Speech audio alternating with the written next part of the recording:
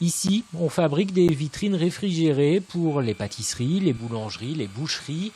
Les clients d'OCF, des artisans, mais aussi certaines chaînes de restauration rapide ou la grande distribution.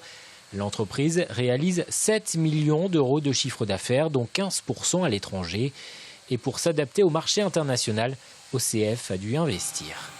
Alors on a dû faire preuve de recrutement parce que notre volume d'affaires s'accentuait.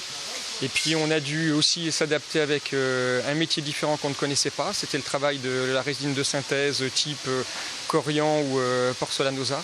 Et là on a investi dans du matériel, dans de la formation et dans du recrutement. Après l'Europe centrale, l'Azerbaïdjan, Madagascar, l'entreprise s'est tournée l'an dernier vers le Maroc en se positionnant sur un nouveau marché, celui des hôtels, des restaurants. Un commercial va d'ailleurs s'installer sur place dans quelques jours. Aujourd'hui, c'est le meilleur moyen à terme d'arriver à avoir un peu de croissance, puisque la croissance en France ou en Europe est un petit peu atone.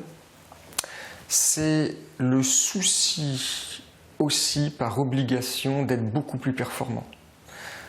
Vous n'avez pas beaucoup droit à l'erreur à l'étranger.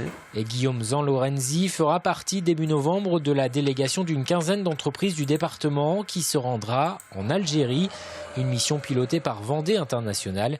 L'idée de cette association, c'est qu'en étant regroupées, les entreprises vendéennes décrocheront plus facilement des marchés.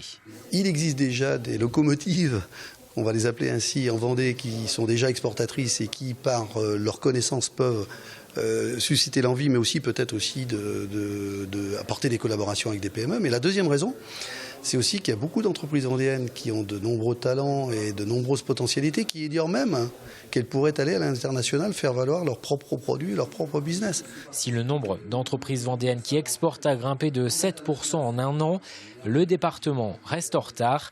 Principaux freins des chefs d'entreprise, la complexité administrative, mais aussi la barrière de la langue.